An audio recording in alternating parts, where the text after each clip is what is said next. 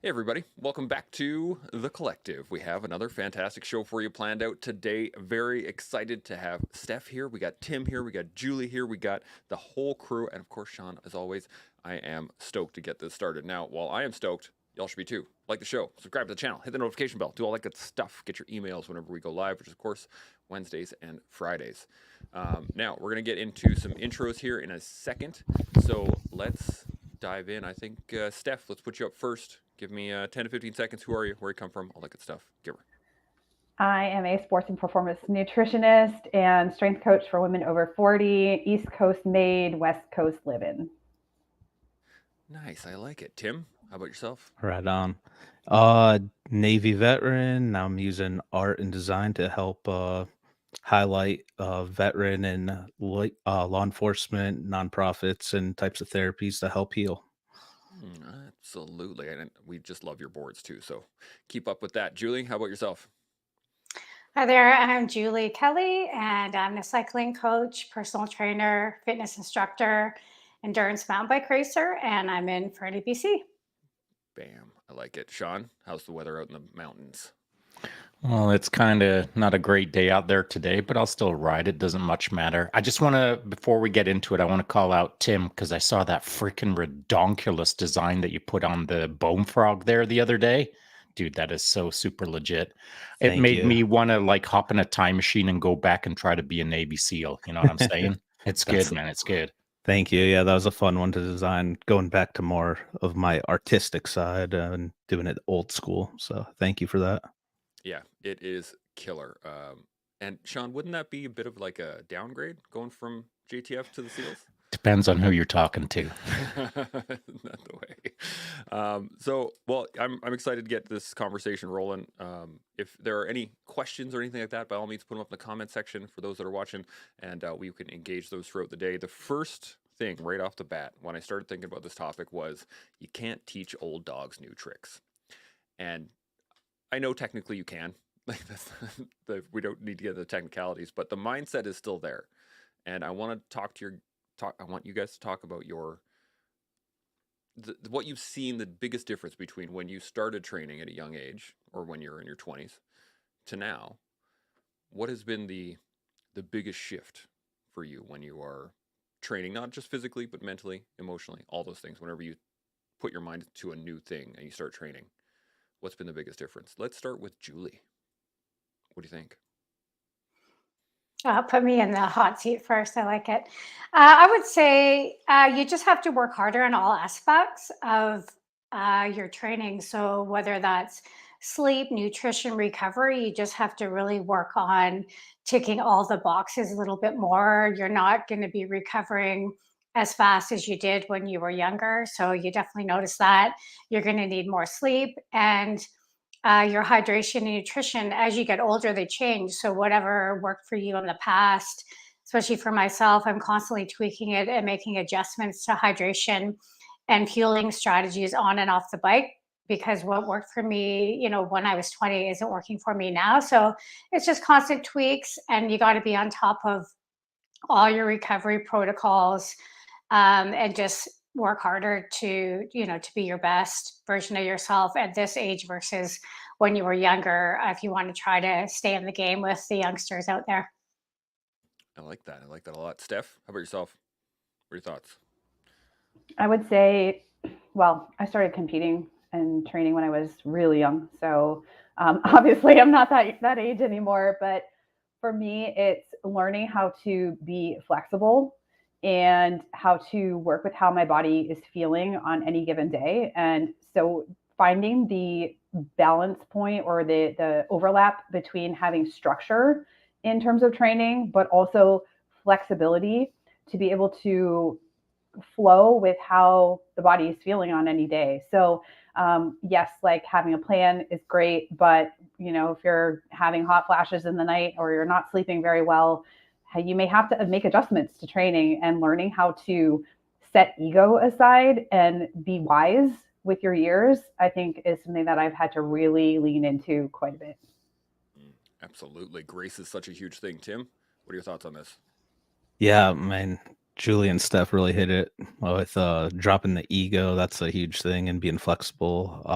And then nutrition, because what I would eat 5, 10 years ago with all the working out I was doing, it was fine. My metabolism was good, but now mid-30s, I can't eat what I was eating when I was doing what I was doing. So nutrition's huge for me. I'm really on the uppity up with that right now, really trying to level out my life and fix everything with that. And so nutrition is definitely something I'm working on. Absolutely. Sean, what have you noticed over your vast years? Yeah, it's been a while. So the thing that I've noticed the most probably is the proliferation of information. And so, when I joined the military in 1983, there wasn't much information out there in the way of sleep, hydration, recovery, all of the good stuff. There just wasn't. And so now, every year, every month, there's new information that is coming out that can help a person improve themselves, perform better, educate themselves, be wiser in their current state right now that will become important 20 years from now. Listen, if you're 30 years old and you're listening to this, things feel pretty good. You wake up in the morning, you're not all achy. You can touch your toes and all of that good stuff. But guarantee 20 years from now, that ain't the case unless you get in the game right now, getting in the game of being smart for 20 years from now. So if you want to enjoy your 30-year almost invulnerability, at 30, you can almost do anything and get away with anything, and there's very little repercussions. If you want to enjoy it now and enjoy it 20 years from now, you can still do both of those things, but you've got to be smart. If you don't want to be smart, you can enjoy 30 and not enjoy 50. And that's what it's really down to be honest. At 50, you can get by not being smart. Or at 50, you can be a freaking superstar if you're just smart. And it's just the difference between being smart and dumb. If you approach things like dumb, well, 50's gonna suck. And if you get smart, 50's gonna rock. So I would say the big difference that I've seen over the last few decades is the proliferation of information. And it's for all of us, for you, for me, for everyone, to find what works best for you, for you in the state that you are in now, but keeping an eye towards the future. As an example, this is just a random example. I've still got 2 frickin' humongous fish oil capsules lodged in my throat right now. I've been sipping on my coffee. It's too hot to make those bad boys go down. But fish oil, I mean, if you're not into fish oil, then what's going on? What are you into? So I'd say there's a ton of things out there that you can every single day engage in that's going to make your life a whole lot better in the future. That is a really key thing in terms of education or the amount of information that's out there. And I'm wondering, do you think at 20 you would have accepted this kind of information? Because I know, like, when I was 20, somebody had said, "Oh man, make sure that you're getting enough rest and enough recovery, and make sure that you're doing well." I would have been like, "Yeah, I got 4 hours sleep last night. Like, what's the big issue?" But now, if I don't get 7 or 8, I'm pretty done. But do you think that when you were 20, you would have accepted that kind of information, or do you think it would have been a kind of sloughed off to, "I'm good. I'm where I'm at"? Steph, I don't mind know. jumping in on this one Yeah, real quick, yeah, man. if that's okay. Yeah, I would have listened. ... to the right person. That's just the way it is, man. At 20, there's very few people I would have listened to except the right person. Now, I'm wiser. I'll listen to anyone until they annoy me, and then I'll stop listening to them. But back then, you didn't have to annoy me. I just didn't listen to anyone. I just like to do it my way. And there was, in maybe 100 men, I'd listen to one back then. And they had to be impressive for me to listen to them. Like, of course, I listened to everyone, but respectfully took on information that I knew would change my game. It was 1 in 100 that I'd listen to because they impress me. And that's the thing when you're young, you need to be impressed. At least I did. But at 30, at 40, at 50, I don't need to be impressed by someone in order to understand wisdom. I don't need to be impressed by someone to understand that they're intelligent in this area. And so at 20, I would have listened to the right person, not just any person. I like that. Steph, thoughts on this?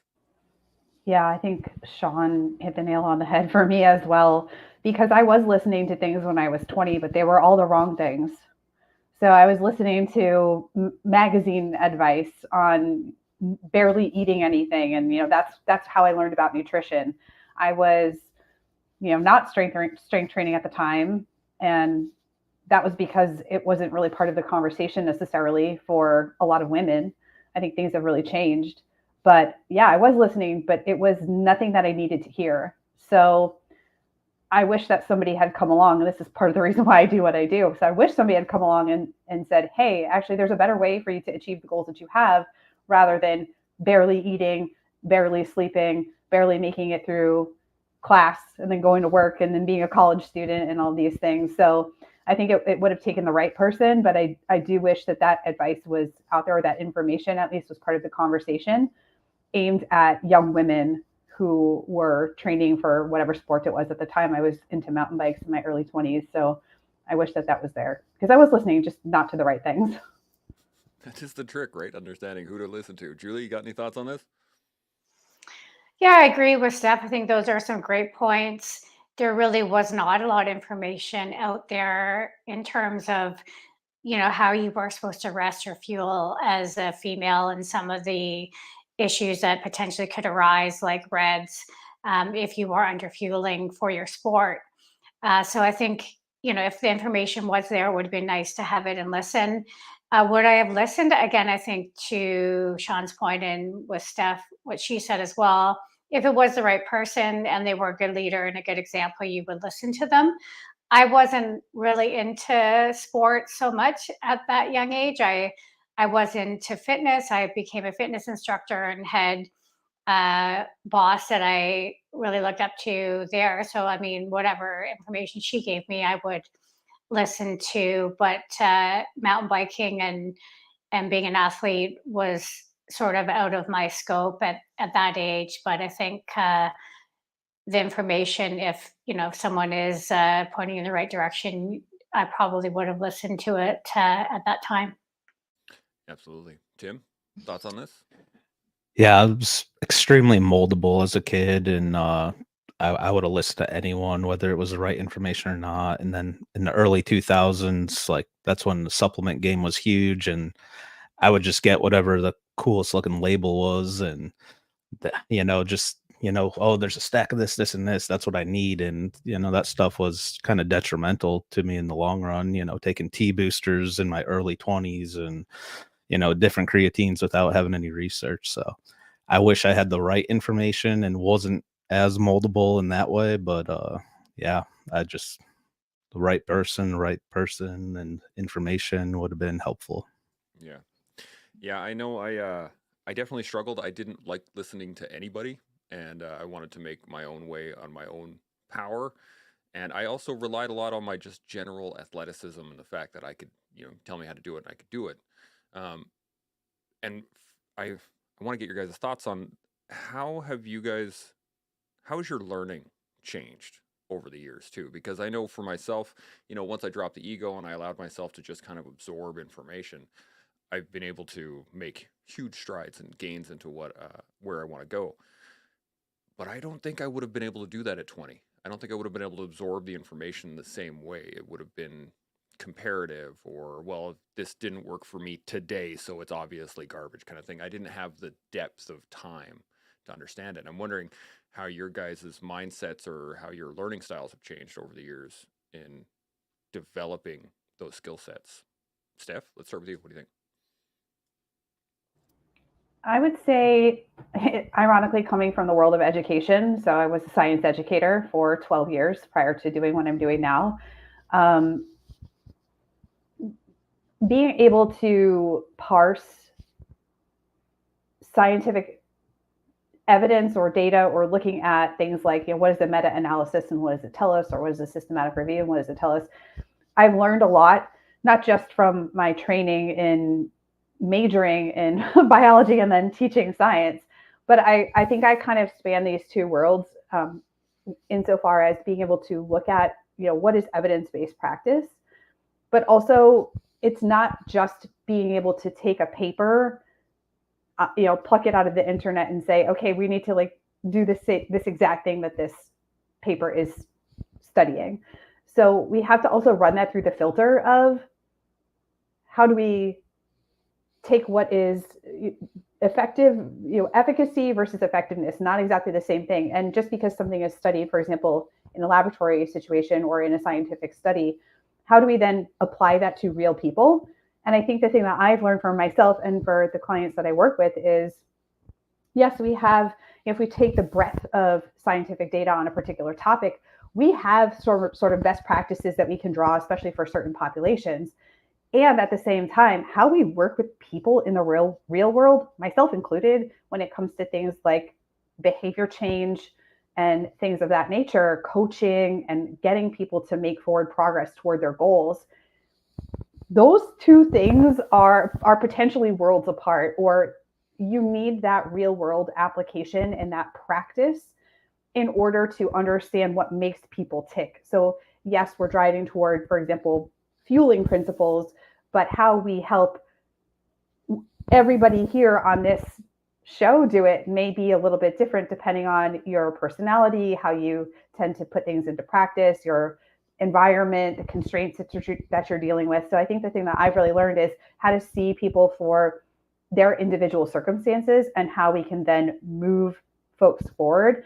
And that's part of that learning process and being more wise, I think, to the years and saying, okay, well, yes, this is maybe the ideal or the optimal, but how do we move somebody toward that?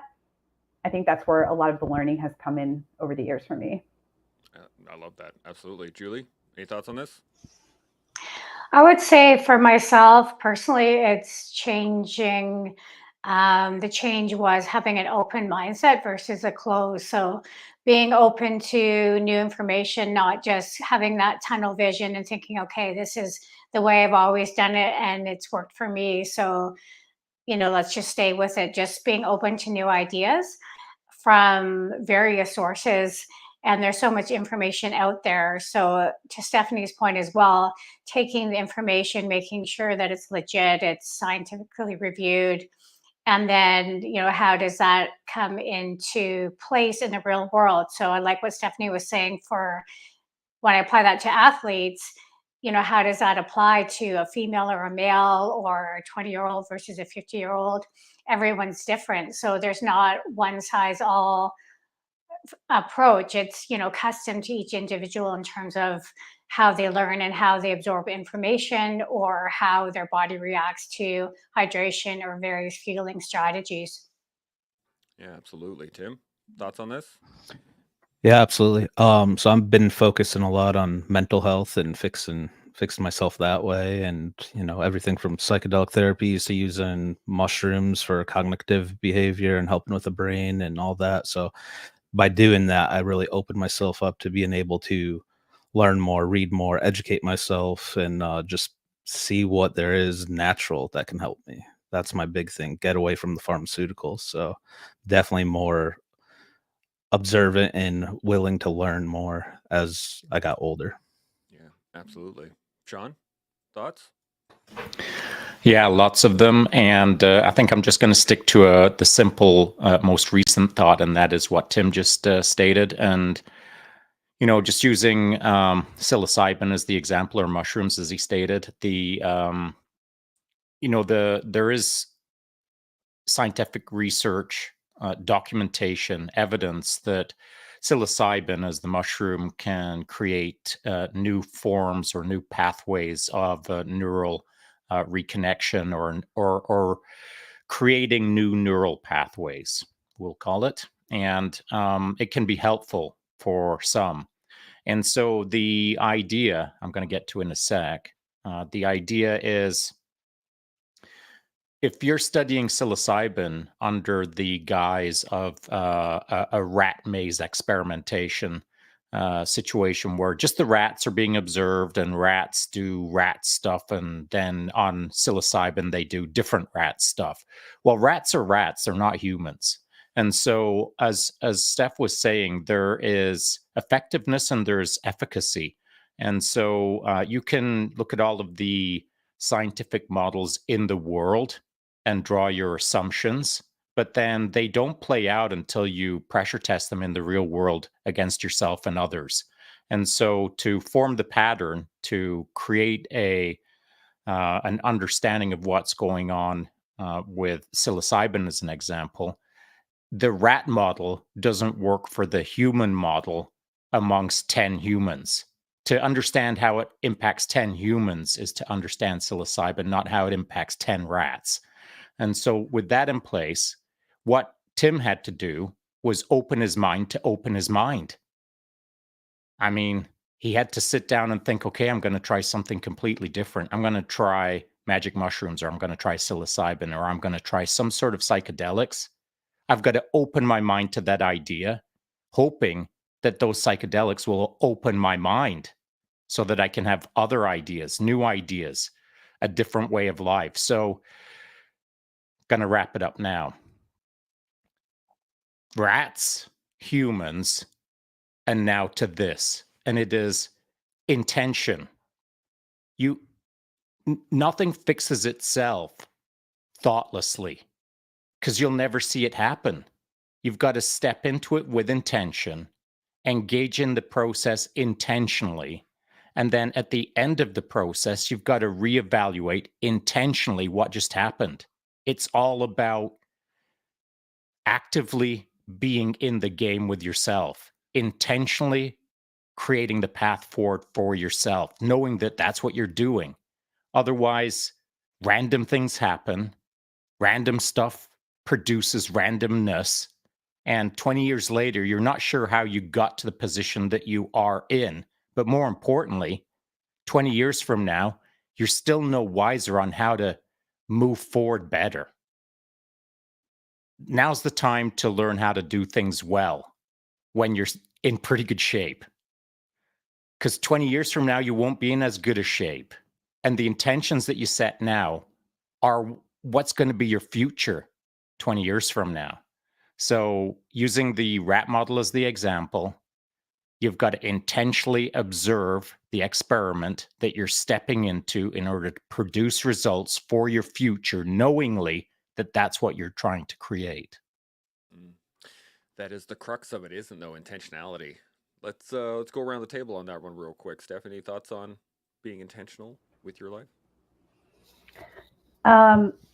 Yeah, I think, I like what Sean was saying there about randomness produces random results. And this is kind of at the forefront of what I'm trying to get women, especially, to do with strength training, insofar as now being the best time to be intentional about that. Because like Sean just said, in 20 years from now, where will you be? And time is of the essence. It would have been great to start when you were 30, but the next best time to start is right now. And I think that so many folks, our lives are so busy. There's so much going on. I mean, the world is just on fire in so many ways. And it's really easy to get pulled in by that and feel like there's no control. Like you can't affect very much in your life. And certainly you can't control everything, but there are definitely some things you can take positive steps on. So with training, for example, yes, getting moving and randomly getting out and doing walks or picking up some random weights is great. I mean, it is a step forward. It is doing something, and something is better than nothing. But when you want to be stronger, when you are there to try to build muscle because you want to avoid things like sarcopenia, or you want to positively impact your bone density, for example, you need a plan. There has to be a plan. And if most people aren't trained in how to do this, it's like, get a plan. That's intentionality. And a lot of times with training, I find people they're like, oh, I'm not motivated. And fine, we can talk about what influences motivation, but at the end of the day, if you have no plan, there's no structure, there's no routine that you can build off of that. It's much more difficult. So intentionality becomes, I think, even more important when time becomes of the essence. And when you're 40 or 50 and things are progressing pretty quickly, the time is now. 100%. One of my favorite lines when I talk to people about jujitsu, I say this all the time, is whenever they say, "Oh man, I wish I started 20 years ago." I was like, "But you didn't. But you're here now." And that's the important part. I think that's key. Tim, you got any thoughts on this? Yeah, I agree that randomness is something that I do a lot. I remember doing this when I was training before the military. Just went in the woods and I cut down trees and chopped down trees, and I was happy and I was feeling like I was, doing something. I was getting stronger, which I was, but there's no plan like that. That only helped so much in this way. So yeah, having a plan, like Steph said, and like having a routine is super important. And yeah, I still go in the woods and chop down trees because nature is my happy place. So there's ways to implement a plan with that as well, though. So that's what I'm working on now in my life. Absolutely. Julie, thoughts on this? Yeah, I mean, you have to have some sort of a goal and day to day. You can't just randomly, go through each day and just randomly think that things are going to fall into place. So if you're an athlete, perhaps it's a race that you're putting on the calendar, or maybe you just want to increase your VO2 max or your FTP. Maybe you want to increase your sleep or improve nutrition. You want to learn how to decompress a bit more, get into meditation, yoga, but put something on the calendar and have some sort of focus that you can get better at day to day, and have a goal every day when you wake up, like what do you want to achieve, rather than just let the hours and the days go by and then you're randomly just searching for the next thing if you have nothing in place. So have a plan, and also be flexible, but also execute on what it is that you want to achieve day to day. Yeah, absolutely. This is a major challenge in terms of you got to have a plan, but you got to be flexible at the same time, and it's kind of a weird back and forth that you got to maintain for a while. Sean, you got any additional points on this at all? Yeah. The uncontrolled rat experiment of a year. So a year-long uncontrolled rat experiment. Throw 10 rats into a rat maze and let them run around for a year, see what they learn.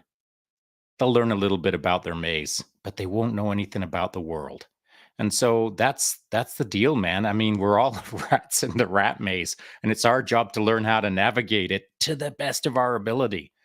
And so, if we just take a 1 year long timeline, just 12 months, and put two people in the same room, give one a plan and give one nothing, no feedback at all, guaranteed the person with the plan is going to be at least 2 steps ahead. And so I think some of the hesitation for some people is they just don't like to be told what to do. You can't plan me, bro. I don't like plans. Okay, there's folks like that. And there's folks who don't understand the benefits of plans. It's not that they're contrarians. They've just never been in a really well organized or designed plan for a year to see what can come of it. And then there's some people who, maybe like Tim, grabbed an axe and went out and chopped down some trees, and he was better for it, but not the best for it. I mean, he was a better version, but not his best version. Take 12 months of chopping down a tree, pretty good. But 12 months that has a plan, including a tree and some other stuff, better. And so the idea being that a plan that's well designed is important. Not just a plan, a well-designed plan. Because here's what a well-designed plan will teach you. 12 months later, you can connect the dots. Again, randomness just creates random outcomes. And the problem with randomness over a year is you never get to connect the dots. You never get to learn that, oh, my coach said, if I do this, if this, then that. It's that if this, then that connection, those two states, that within a year, I want someone to learn how to do themselves. I want someone to learn how to form patterns. I want someone to, at the 14th month, when they're by themselves, perhaps, they're now running their own program intelligently. They know how to, if this, then that. They know patterns and they know how to build on patterns. But randomness isn't a pattern. In 12 months, no one gets self-actualized. So for Tim with an axe, I would have needed a single sheet of paper and a pen, and I could have turned that year into a better year for Tim on a single sheet of paper. But so could have Tim, I believe, if he would have been less action oriented and just kind of shaved off a small chunk and put it to, now I want to be a coach. I want to coach myself. I don't know how to do it, but I'm carving off 5% of my action orientation to learning orientation. And that doesn't mean that Tim's going to figure it all out on day one, but he's going to figure it out better than day zero. And so we have to take our action orientation, if we don't have a coach, and slice off a piece of the pie to learn how to action for the next 11.9 months. Day one, while you're swinging that axe, feels pretty good. But 12 months later, you've got calluses on your hands and you're no further ahead in the sense of forming patterns and if this, then that's. So I'm a guy of action for sure, but I always slice off a piece of my action pie to ensure that I'm punching forward into the future and learning about what I've just stepped into on day one. I like that. I was thinking that my granddad has been tossing hay bales over his shoulder, was tossing his hay bales over his shoulder his whole life, right? And that was just part of the life of being a rancher. And I remember him in his 70s tossing full hay bales like they were nothing. But he wasn't a big dude. He wasn't a super strong dude, but he had built the muscle structure based off the fact that he was doing that work consistently all the freaking time. And so he had almost this, it's almost like an ignorance is bliss kind of thought pattern in the fact that he can do the work, therefore he will continue to do the work, but without any development beyond that, without any added strength training or added anything else. And I think that, I think there's a lot of people out in the world that kind of get into this same realm of just not thinking beyond what they're capable of right now. And so I have this question for you. I wrote down earlier about brushing our teeth every day. For a lot of people, they just brush their teeth out of rote habit with an understanding that, you know, if I keep brushing my teeth, I won't lose them until I'm 90. But they don't apply that same logic to training. But of course, physically or emotionally or mentally or any of those things, they just allow those things to slowly slide away because they can do whatever it is they're doing right now. Do you think that's an information issue for most people, or do you think it's a mindset kind of deal? Tim, I'm going to start with you. What do you think? That's total mindset right there. You just explained that so well. If you treated your training and working out to a normal thing that you do, brushing your teeth since you're a kid, that just will go such a long way. Absolutely. Steph, thoughts on this? I would see it as an implementation challenge and perhaps along those lines mindset. So for example, a bit more of a fixed mindset of like, this is just what I do, or I can't get any better than this. But I also think that it's potentially missing some information. So how do we sort of like bring information and implementation together?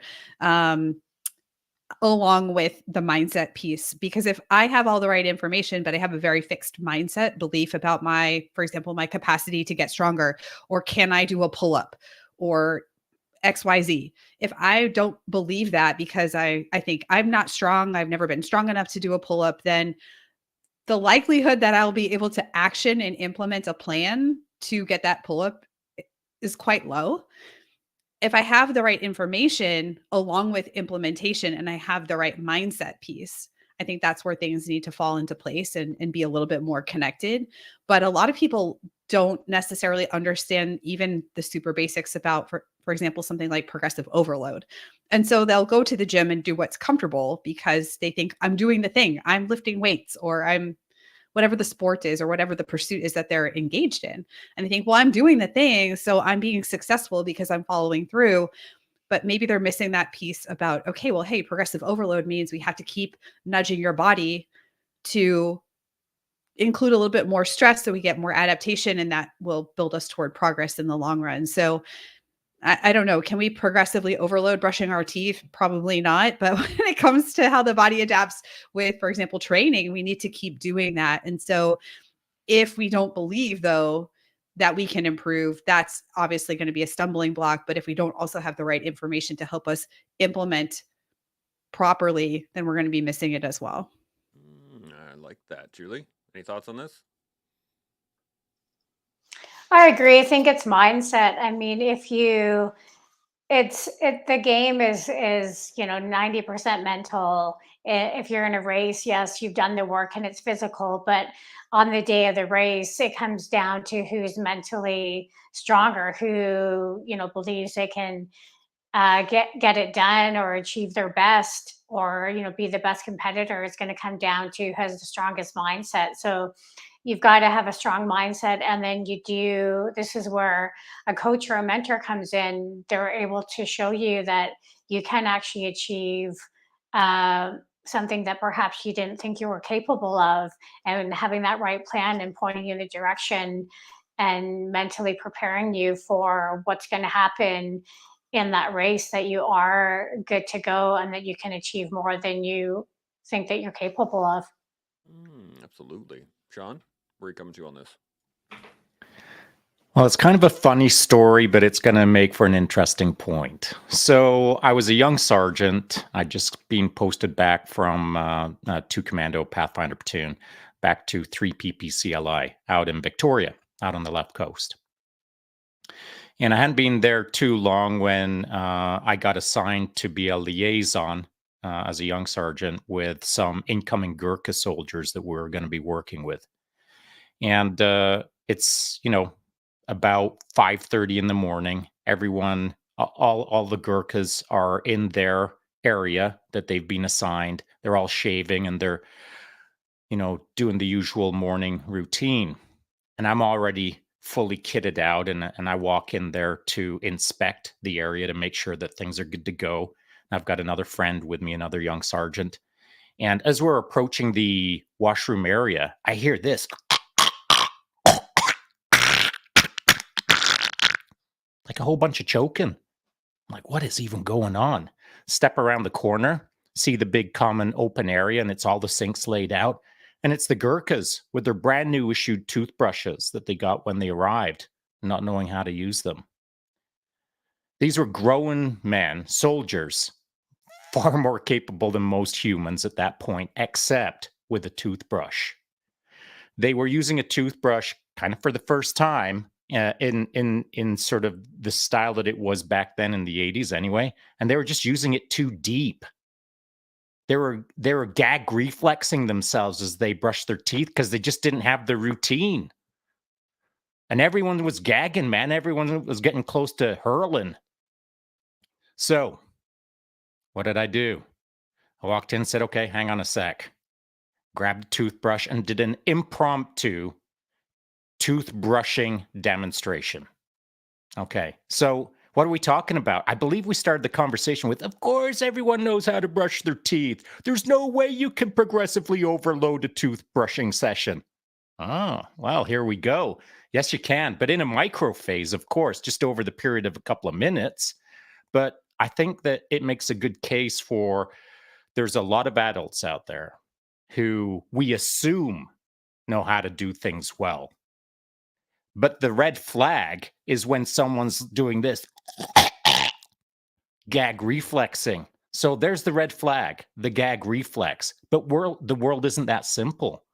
Not every time someone needs help do we recognize the red flag of gag reflex. The red flags sometimes don't even appear. We just walk past a person and think, they're good to go. But they're not. They don't know how to use their freaking toothbrush, as the example. And so, as coaches, if we're responsible for people, we're not supposed to just look for the red flags.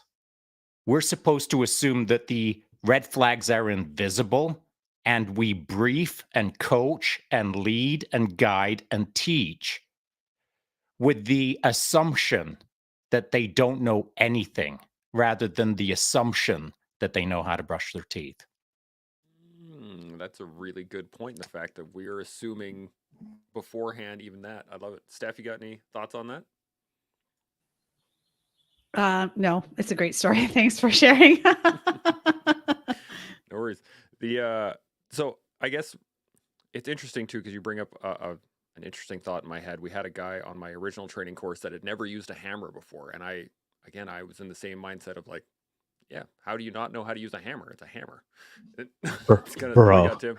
Yeah, so I did a breaching course in Korea for the Korean UDT SEALs, so the greatest and brightest special forces of Korea or South Korea. And so we were teaching breaching courses, and we start with the basics, swing the sledgehammer, starting a quickie saw, chainsaw. These guys, man, they couldn't swing a sledgehammer. They've never seen one in their life. They've never swung a hammer. They didn't know how to pull start a quickie saw. Like it was, so there's like 4 SEALs, a EOD guy, myself, and we're like, wow, we really need to restructure and like come up with a new game plan and other stuff, tactical stuff and running everything they're great at. But the basics that we, I guess, is American thing, thought was just a normal day task that everyone could do of swinging a hammer or swinging the sledgehammer. It was mind boggling for us. So we had to step back, come up with a game plan, reteach it. And yeah, it just brought back so many good memories and some laughs when yourself and Sean was bringing up those stories. There are always some good ones from back then. And I'm wondering then, how do we apply that to ourselves? Because it's easy to look at somebody else and say, oh man, this guy does not know how to swing a hammer or use a toothbrush. But how do we then apply that same mentality to our own growth, our own ability to be better, our own blind spots, for lack of a better term? Tim, I'm coming back to you. What do you think? Yeah, I guess you have to be forgiving of yourself and realize that you don't know everything, and blueprint and figure out whatever task you're trying to do, whether it's getting better shape, eat better, all that. Like give yourself an allowance to learn the curve, and not just be so hard on yourself and then be discouraged because you're not getting the results that you really want. So just be mindful of that. I like it. Julie, thoughts on this? It reminds me of a story again that you can't assume that people know everything. And it was a race that I was at, and Sean was there. And at the time, he was my coach. And then our other friend, who's one of our good friends, and Hammer, Andrew. And it was before a race, and it was in Tucson, Arizona, where there's a lot of thorns. So if you're mountain biking, if you don't know, you either run tubes or you run stands sealant, and you really want to have that topped up before this race because of all the thorns. And I think it was the day or two before the race, and we were talking about that, and I think Sean or Andrew said, well, have you topped up the sealant in your tires? And I was like, no. And they just assumed that I had done it before. And I remember Sean's like, what do you mean you've never put stands in your tires before? And I hadn't, because someone had helped me. The mechanic had helped me, or my husband, Steve, had helped me. So, they kind of assumed that I knew what I was doing, which I really had no idea what I was doing, because I wasn't mechanically inclined. But then again, they stood back, and as painful it probably was to watch, they took me through it and showed me how to put the stands in the tires. So, I mean, you can't assume that people know everything, but then you do have to be patient with yourself as well. And so for me, I always thought, oh, I don't know what I'm doing. I'm not mechanically inclined. I don't know how to work this bike, fix things, but I was patient. And now over the years, yeah, I do know how to put stands in my tires. I do know how to go to a race and put my bike together. So you've got to be patient. You have to be open and listen to people to help you get better. So that's my little story. Love that. Steph, thoughts on this? Yeah, I think the more that we know about something, the more we realize we don't know a lot. There's always something new to discover. And I think just having that humility with yourself of the openness to learn and knowing that, for example, in jiu-jitsu, it's been 7 years, but I still know that I don't know a lot. And staying humble, I think is really important, not assuming that you know everything. And even if you have expertise in a certain area, being deferential to the idea that you don't have to know everything, but how do you go find out? And I think that that's really important. If I'm coaching somebody or I'm on a group coaching call and somebody asks the question and I don't know the answer, I know enough now to say, I'm not sure, and I'll get back to you. I'm going to go find out instead of flubbing my way through it. And so giving myself that grace as well to know that I don't know everything, despite the fact that I would like to. The world is a wide place. So giving myself that time to go look things up to learn consistently, or as consistently as I can, putting myself in situations where I am new, I am a learner, to remind myself of that fact, because we become experts in these fields. We do know a lot, and sometimes it is easy to forget what it's like to be new at something. So I think that those are all things that I lean on. Absolutely. Sean, thoughts on this? Well, I just do have to add a little piece to the story that Julie kicked out, and it's an observation, and I do recall that moment, and I do recall the moment that Julie first kind of put her bike together at a race sort of thing, and then the next race she was doing it more, and the next race she was doing it faster, and the next race there was no questions involved, and the next race she was just like getting on with the program. And so many races later, from someone who, knew next to nothing about mechanical, she was a person who could self-deploy and self-actuate in the moment and not need any support of anyone around her. And so that took some time. That took quite a few races. And it's not because Julie's a slow learner. It's because, and this is an important point. That's why I'm raising it. It's not because Julie couldn't have done it sooner. It's just that she had a lot of guys that were around her that were into wrenching, that were into slapping a bike together super quick. And so in the early races, there was a division of effort. And so if there was a bike that needed to get put together, we have a good friend of ours, Andrew Blovard, and he's a professional mechanic. He's been doing it for over 20 years. So if bikes needed some love, Andrew could jump on the love.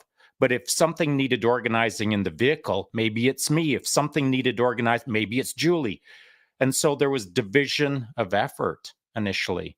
But then not that it became apparent, but it became wise to have everyone sort of look after their own individual thing to make sure that they could do that when they self-deploy. And so it was identified that Julie, not that she had a lot of shortcomings. It's not that she's short. It's that there was just things that we all needed to get better at. So by putting Julie on her bike, by putting Sean on his own thing, by putting Andrew on his own thing, we all got to work on areas that were being looked after by someone else. And so as a good team leader, whoever the team leader is, or as a good team coach, whoever that is, you've kind of got two jobs. You've got your job of making sure that everything goes amazingly well, but also you've got your other job, which is making sure that things go terrible. So some people are learning in the moment on how to make it better. And it's a fine balance between chaos and screwing people over and making sure that everyone's got a big warm blanket coddling them at the end of the night. I mean, it's a tricky balance as the team lead. It's a tricky balance as a coach. And whether it's special operations or whether it's athletics, there is never a moment where, as the team lead or as the coach, you're right. You're rarely right. The moment that you're starting to think, I'm doing this pretty well, there's a way to do it better. And then that's just the way it is. As a professional team lead or as a professional coach, I'm never satisfied with what's happening in the now. I'm I'm trying to improve the now on a regular basis. So Julie's story is important. She evolved over time. She is now a good mechanic. She can look after all of these things, but it's only because a singular moment where a couple of guys stood back, folded their arms, and said, nope, you're going to learn to do it yourself. And sometimes that's just what you got to do. Yeah, absolutely. This reminds me of, we used to say this in the military all the time. I'm sure you've heard this, Tim, one man, one kit. And that is like, it's your kit. You have to be able to manage it regardless. And I've taken, over years, I've taken time to apply that to everything. So it's not just my stuff that I take care of. It's my head that I take care of. It's my body that I take care of. It's my food now that I take care of, which only just recently started because Sean asked me the question, how's your protein intake? That was last year. So being, I guess, open and being... And how was it, Chance? It was unknown. That's what it was until it was known. And that now that it's known, now it's much better. Funny story. After doing the, after Sean hit me up with that question, I actually stopped and was like, okay, well, let's measure what I'm eating. I found out that I was basically starving myself for the last 40 years. So these good things to know. But again, you got to be able to move forward.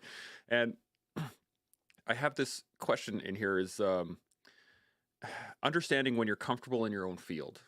And we kind of touched on it earlier, and I want to go back to it in that, you know, when we do things that are hard and we do them enough, they stop really being that hard, if that makes sense. So it's not that they're not physically challenging or they're not mentally challenging or whatever. If you really like doing puzzles, you can do 10,000 piece puzzles and you can sit down and just do them. Whereas somebody else who doesn't like puzzles would not be able to sit down and do that as quickly as you could. How often do you think should we challenge ourselves, to put ourselves outside of those realms, to do something that is so out there, like Tim did when he started looking at psychedelics? How often should we be doing that? Because if we do it too much, I mean, I see that as a bit of a conflict as well. So what do you think? Steph, come to you first. I think a lot of this is contingent on the individual and at what rate they need to flow between their comfort zone and putting themselves out there. And there are so many factors that really do influence that. Obviously, staying in your comfort zone for a really long time means you may not be taking on new challenges and growing and kind of inching that forward. But depending on where somebody is in their life, if I'm working with a client and that client is in no way, shape, or form really ready to go do the riskiest, craziest jump to this super out there thing, I could potentially be putting that client's, emotional state in jeopardy or really giving them a freak out. And that's not something that I feel good about, right? So my job is to kind of assess what kind of challenge is that person ready for, including myself. And I'll just kind of put it out there. The last time I competed in jiu-jitsu was in 2017. And only just in the last couple months have I thought about putting myself back out there again. It just wasn't a super priority for me, even though I was improving in the sport. But there was just something about this particular moment in time where it felt like a good thing to do. And I was mentally, emotionally prepared to do that. And I think that, everybody thinks the comfort zone is a bad thing. And I really wish we were a bit more nuanced with how we approached it in terms of this individual at this point in their lives, maybe in a lot of chaos. There might be a lot of stress happening, and we have to weigh that really carefully. So for me, I'm always thinking, am I getting a little stagnant here? Am I constantly learning? And am I ready and prepared to take a big leap? And the answer might be no. It just depends on what's going on. Love that standard collective answer of it depends. It's awesome. Julie, any thoughts on this? Yeah, it does depend, I guess, for sure, on the person and what the challenge is. Ideally, you would want to try to challenge yourself every day if you could. It doesn't have to be something super extreme. Maybe it's just something small, talking to a new person, doing something out of your comfort zone. So, for example, it may seem silly, but uh, for me, my husband has a big truck and it's got a sled deck and it has a huge bumper on the front. And I don't like driving it. It makes me feel uncomfortable. I don't like to park. I just feel really awkward in it. But lately, I drive a Jeep. It's very small. It's easy to park. It's easy to turn. There's something wrong with it at the moment. So I've been driving this truck, and every day I've been driving it and I don't want to do it. I feel uncomfortable. I don't want to park. I don't want to drive, but I've been doing it and it makes me feel uncomfortable, but I am getting better. Now when I drive it, okay, now this maybe feels a little bit better. And so it just might be a small thing that takes you out of your comfort zone. And now, soon I'll probably get comfortable and I'll have to find something else random to challenge myself.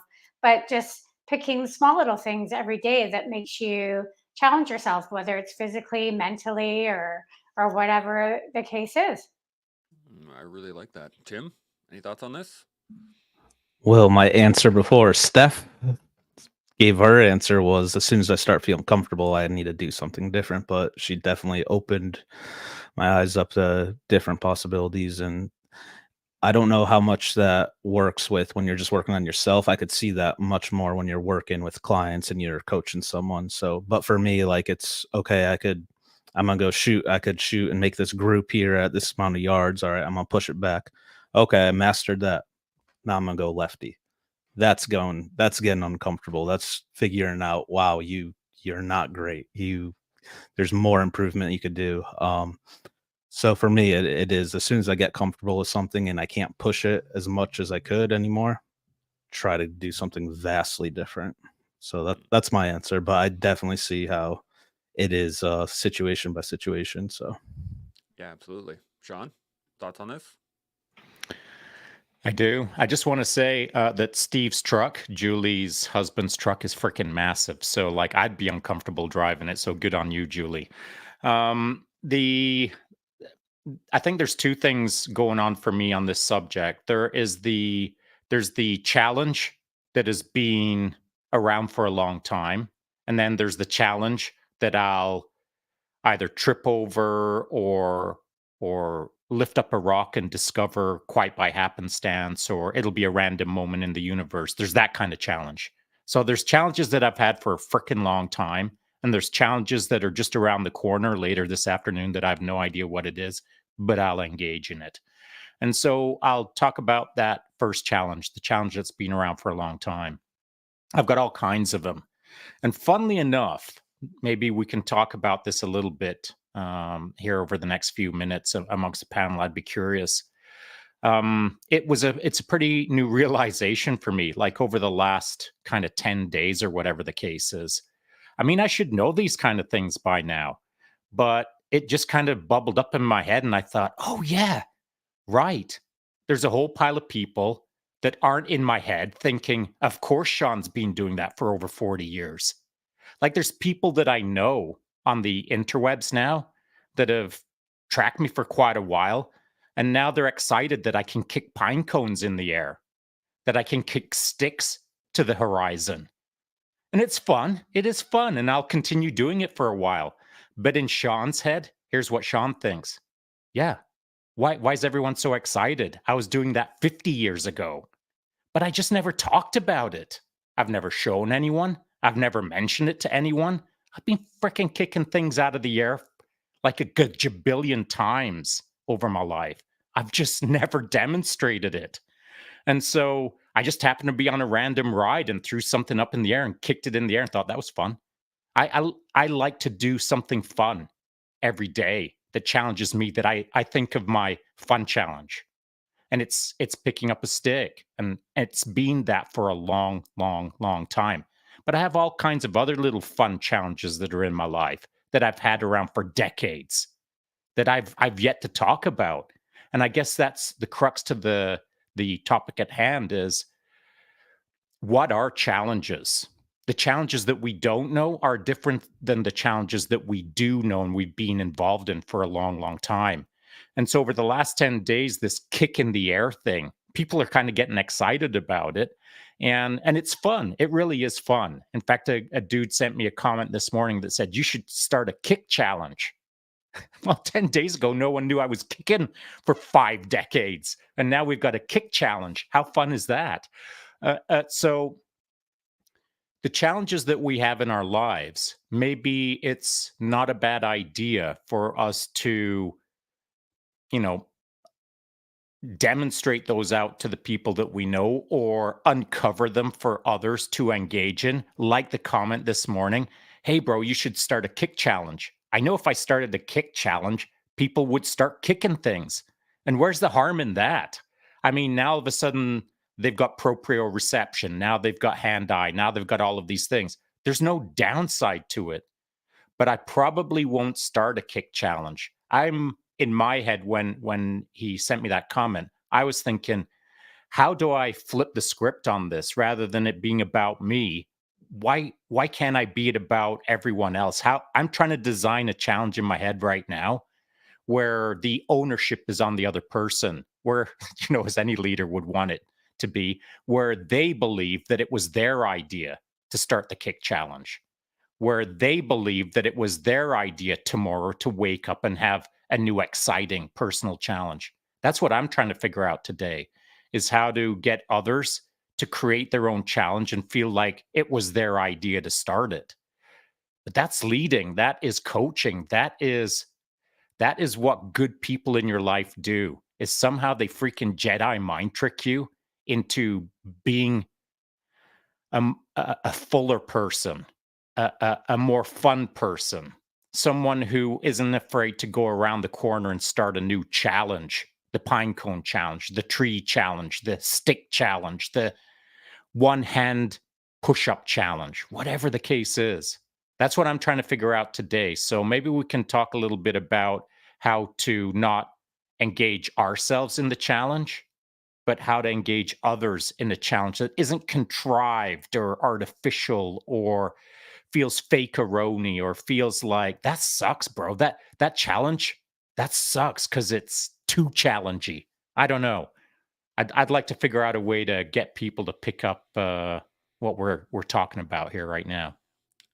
I like this a lot. And I was going to say that the only harm that would cause is when the first stick goes through a window or someone kicks a rock into their own face, because it's going to happen at some point. And I'm going to get to your point here real fast. I just wanted to hit on these. Jason hit us up first thing, said, hey, everyone, I totally forgot to get to you. But this one, not looking at Steph knowing about her morning puzzle habit. Absolutely. Now, let's talk about it, though. How do we get others to adopt challenges that we see as perhaps normal, or perhaps just get people to adopt challenges in general? How do we fix the world? Let's put it that way. I'm going to start with Julie. What do you think? Yeah, that's a good question. And I think it is just Jedi mind tricking people. People do like a challenge. You think about Sean and whoever else have, put up the push-up challenge a lot. And people like to see people getting after it and challenging themselves and wanting to do better and be on the top of the game. So I guess it's finding that balance where it's achievable, but it's still a challenge for someone as well. But it's got to be fun too. So, right, it's got to be something where, it's challenging, but they want to get after it and do it and maybe be at the top of their game. So whether it's, I think about the push-ups, if you can execute and how many you can do in a time frame, people kind of like that and like to see other people doing it and getting after it. So yeah, I don't know. It's interesting. It's got to be fun and visual, I guess, right? People like to see others getting after it and doing it themselves, but some sort of visual and fun. And yeah, I don't know. Have to think about it. I like it. Tim, thoughts on this? Well, I don't think that's a good question. That's a difficult question, Sean. No, I really don't know. I don't know. Like I've been dabbling that the idea with my business. I have a lot of people like say, "Oh, I would love this. Oh, this concept," but I would love for people to start coming up with some designs of themselves and doing their art and putting their emotion into art and sharing it, and then I could use my platform to display that, and it could maybe bring ideas and create a board specifically for what that person designed, but it can relate to others. But for your challenge, I don't know. I'll have to think on that. I'll get back with you with that. There you go. I like it. Steph, thoughts on this? Yeah, not Sean Jedi mind tricking us into answering the question so he doesn't have to figure it out. No, I think there's a couple of aspects. I think first of all, like the community slash sharing aspect of doing a challenge, and certainly we can do challenges by ourselves and nobody would know. And that's kind of the idea of a misogi, right? Like something you're not sure that you can do and you're not going to tell anybody about it. But I think on the flip side, one of the reasons why things like online challenges or group challenges are so powerful is because they do include that aspect of you're not going into this alone. There are other people that are going to do this with you. And that's very engaging, right? That you're not going to do things alone. We're so social. So I think that that has to be a part of it. I would say the other part of it, just kind of from a meta point of view, is having people who really believe that growth is possible. You know, how do you help people to engage with the idea of a growth mindset? And that goes kind of back to what I talked about with pull-ups before. If you have somebody who doesn't believe they can do pull-ups, then a pull-up challenge, they're like, I can't even do that. So, you know, how do you scale things appropriately? I mean, the kick challenge, I like the idea of that because feel like that would be accessible for a lot of people. But yeah, do you have people or do you cultivate with your community or your group or whoever you want to do this with the idea of growth? And even if you miss a day or you forgot, or you know it didn't go perfectly, you still showed up and you gave it a try, or you're going to come back the next day. Because I think that if we are putting a challenge out there, it is going to be something that's potentially a little bit out of reach. So do we have people who are open to the idea of growth? And I think that's a big part of it. The community check-ins and kind of everybody posting their own thing too. I do that quite often with one of the coaching groups that I have. We'll run challenges from time to time, and they're just fun. They're just a way to get people re-engaged in the process. And I think those are all things that I would include. I like it. Sean, do you have your answer now? Or you gonna add into this combo? Well, I've got some thoughts, some new thoughts now, but I don't have any answers. Answers are so difficult to get. You know, the something that I do want to add to the commentary on the kick challenge is, and I was thinking about doing a post this morning on it, but instead I just designed 10 new ninjas and put it up to some cool music. So there's that. But what I was going to do is use a series of photos. The first photo was when I was about 10 years old in England, wearing my full white soccer kit, Leeds United, standing next to my soccer coach in England, and that would have been, I'd have been playing soccer then I'd been playing maybe 5 years at that point. And so I've been playing soccer for a long, long time. And I wanted to display where I started kicking, and then a series of photos of, you know, team captain before I graduated high school on the soccer team. And then the next photo, me flying through the air like Bruce Lee in a flying side kick. It's a kick, man. It's a kick. And so, you know, just display a series of kick photos of 4 or 5 photos, whatever the case is, to make this point that when I was 10 years old wearing my Leeds United kit, I didn't know that at some point I'd be flying through the air like Bruce Lee wearing army gear. I just didn't. I knew that that's what I wanted to do, but I didn't know that that's what I would get to do. And so at 10, you don't know much. But at 60, you can look backwards and realize what you know now. And what I know now is the period of 5 decades led me to a point where yesterday I can frickin' almost carelessly kick a pine cone in midair with like it fully autonomized, like it's offloaded as a non-thought. It just happens. But that's 5 decades of happens. And the challenge for me started not as a challenge to kick pine cones out of the air.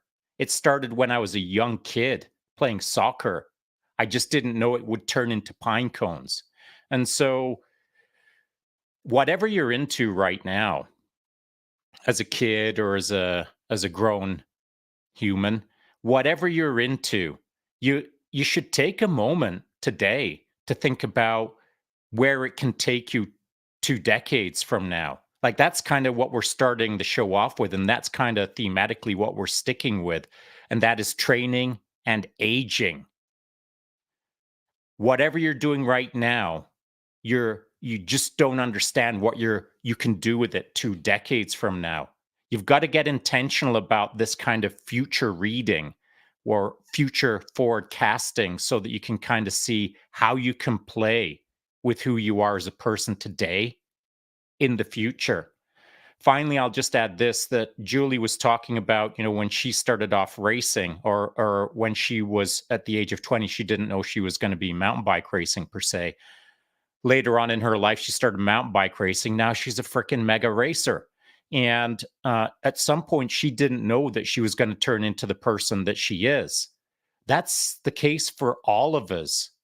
And so I'm curious now to throw the question back to the panel.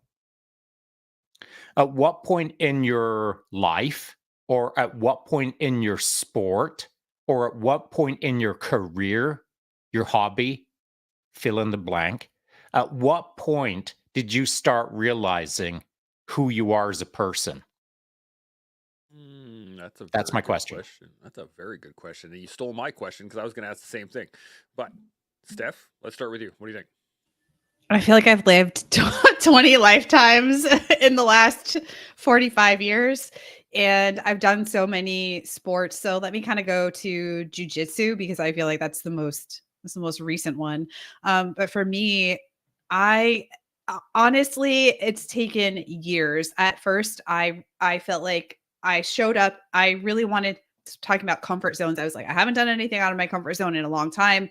2017, I show up, I do a class, never seen jujitsu before. No idea what it is other than it's on the ground. It's like ground pajamas.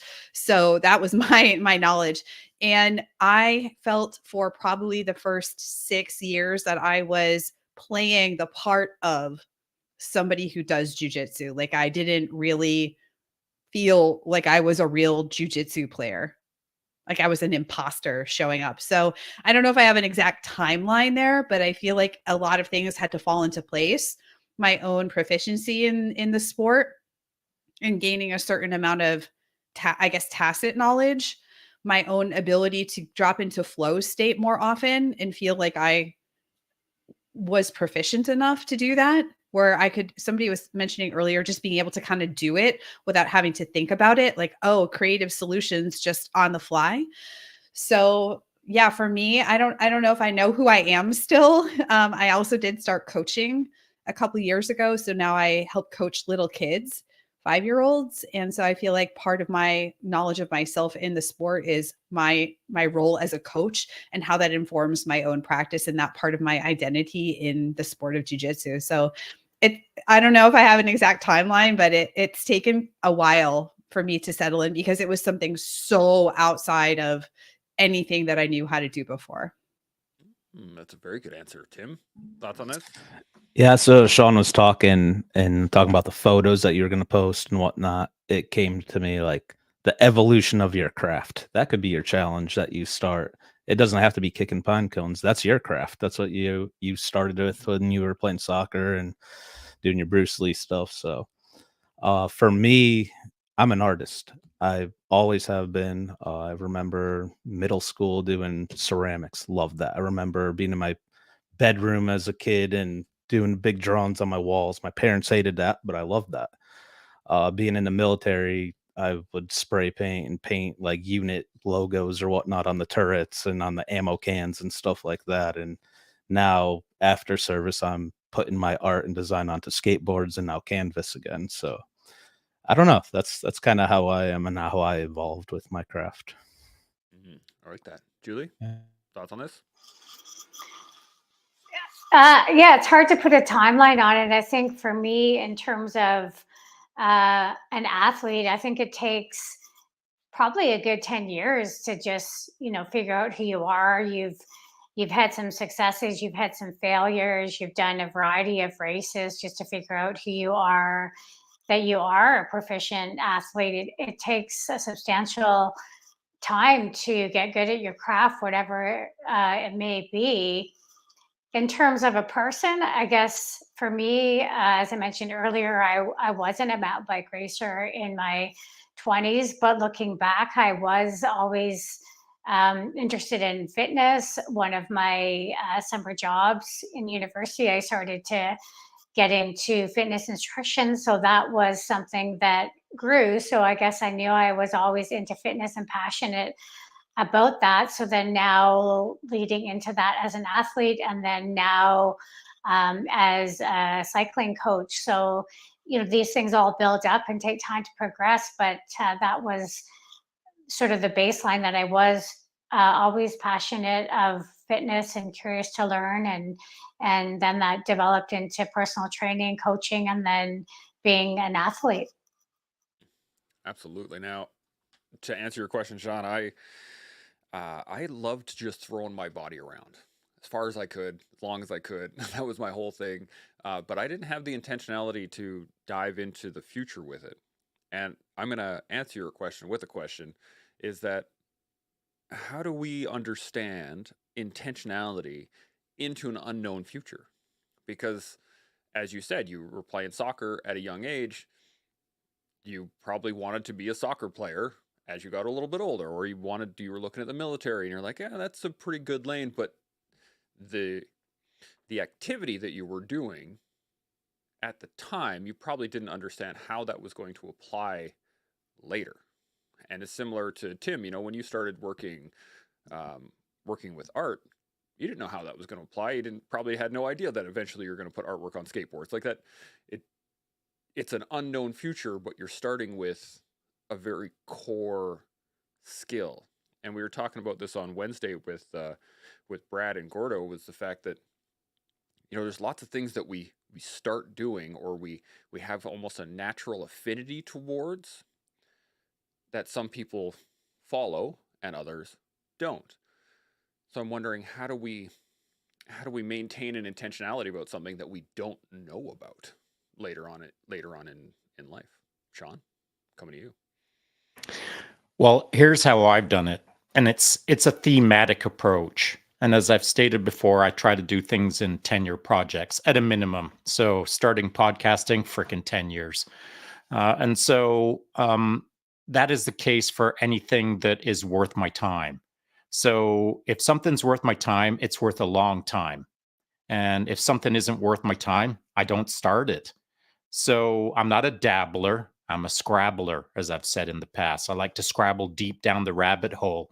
And if there's something in front of me that doesn't deserve to go down the rabbit hole on, then it just doesn't deserve to be in my life. I am not interested in surface level dabbling.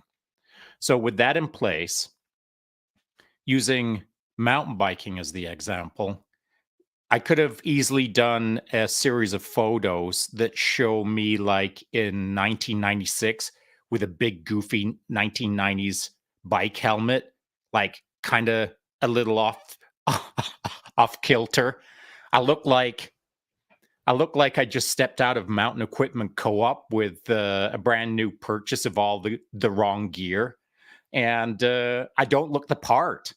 I look like a bit of a Chad. And so that could have been the first photo. And then there could have been a series of photos that show me like kind of standing on this tiny little molehill of a little. Oh, Annie. Oh my goodness. This is the first time Sean's ever dropped out on a Sean, show. Oh my at God. least it paused at a good spot. Right? Yeah, he doesn't look too bad. We'll get him back in a second. Let's go around the table and we'll hopefully he'll jump back in shortly. Tim, let's start with you. What do you think? What's the question? I got thrown off. I'm so sorry.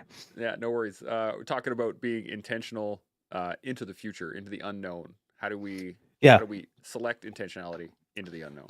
I don't know. I think that's just something that just happens. It's part of your fate as a person. I never knew in a million years that I'd be having my art as my business, as my source of income. Never would have thought of that. Even 5 months ago, I would never thought I'd be doing this. So I don't know. I thought I was gonna play hockey my whole life. Then after getting hurt and whatnot and joining the military and all that, like I never art was never my plan. But it happened, it foresaw itself, so I don't know how to answer that. All right, all good. Sean, are you back with us? He's back. I am. I'm sorry about that. I'm not sure All what good. happened. But I'll make my point brief. So when I started riding, I didn't know anything. Now I know a few things about riding. Along the way, as I started to get better and better, it was my job to find things that were more and more difficult. And so about 15 24-hour solos into my 30 24-hour solo campaign, I switched from gears to single speed. So about half of my 24-hour races are on single speeds. And so some of those were actually on a full rigid because that's what you do. That's what I do. Is once I'm doing pretty good at something, I find a way to make it harder. And I can tell you, there's nothing much harder than a single speed rigid bike in a 24-hour solo mountain bike race. It's freaking bonkers, man. And, if you don't know anything about 24-hour solo mountain bike racing, I'm just going to throw this little factoid at you to maybe help you understand in your world how difficult it might be. During those 24 hours of rigid mountain bike racing on hard terrain, here's the crazy part. You don't get to listen to music, bro. Like there's no earbuds in. There's no tunes. It's nothing but silence and suffering. And that's difficult for a lot of people. And so I could throw in all kinds of other little factoids about how the nutrition and how the this and how the that and how the things. But it doesn't much matter because it's my job, just as much as it is your job, to figure out how to dial up the rotary dial towards single speeding your life. Like when things start getting easy, find a way to make it harder. When things feel like I've got this all figured out, find a way to not figure it out. It's your job to make your life more complex as well as make it more simplistic. That's the dichotomy of life. So if you're comfortable in whatever you're doing, you're supposed to find a way to become uncomfortable. Interesting. Steph, thoughts on this? Yeah, I love that answer. And having ridden a single speed, fully rigid bike, it's like riding on a baseball bat. It's very uncomfortable, but nevertheless, I think I would answer this in a slightly different way. And I think about how to stay intentional, into the future without knowing what the future will bring. And to me, that all comes down to knowing my values and what I value personally. If I'm speaking about the business, like what the business values are, which mirror my own personal values quite closely. So as long as I'm leaning into my values, I'm going to find something that I feel really passionate about. And that to me creates intentionality in the execution of those things. So that's a very broad answer, but at the same time, I think sums it up really well for me. Yeah, I like it. Julie, thoughts on this? Sometimes it takes someone Jedi mind tricking you into the path that you don't know that you're going to be taking. For example, when Sean retired, somehow he put a seed in my little mind that I was going to be a coach. And then, next thing, a couple months later, I was a coach and now I am a coach. So sometimes it takes someone pushing you into a direction that you don't know that you're designed for. But looking back, as I mentioned earlier, my passion was always fitness, and that was my background from an early age. So sometimes you get kind of pushed into the path that you're meant to be taking, even though you don't know necessarily that that is the direction that you're going to be on or taking. I love that. And we got a comment here from Tanya that I think is a great summary of it, and it's figure out who you are and do it on purpose. Her holiness Dolly Parton. I like that a lot. And then she's got a question here, and I wanted to make sure you guys make sure I get it up here. So it says, would it also be important to establish that as a coach, you're a safe person to navigate setbacks and mistakes? Progress needs exploration, and exploration requires bravery. And to that point, being intentional, how do we I guess allow people to make mistakes and still be intentional in their growth as a coach? How about let's start with Tim. What do you think? Yeah, that's a good question. And whether it's sports or the military, we'll just stick with that. You need to be willing to know that your team, there are people that are looking up to you as you're the coach or the leader, the team leader, squad leader, whatever it may be.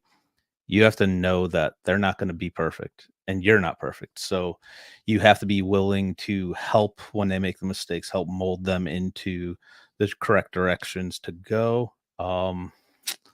Yeah, you just be a safe person. That gets said. Yeah, you just have to be willing. You can't be negative and just bark at them when they mess up. So yeah, definitely have to be nurturing but still stern. I like it. Steph, thoughts?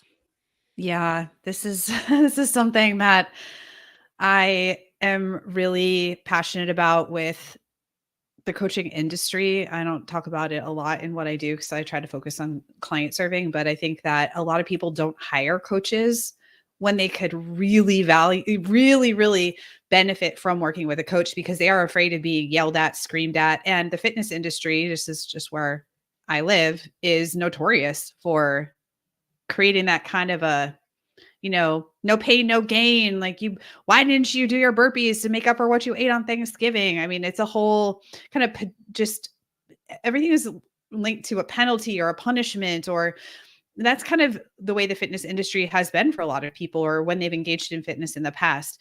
So when I work with clients, I mean, just for them to have ended up working with me means that hopefully they're ready to not experience that anymore. And I think, the job of a really good coach is to help the client with behavior change. It's not just getting the client to listen to you as the expert. Of course, you have expertise and that's why they're there. But your job as a coach is to help them feel, as was being said before, help them feel comfortable in making mistakes, because they will make mistakes. And how do we frame that as an opportunity for growth and learning things?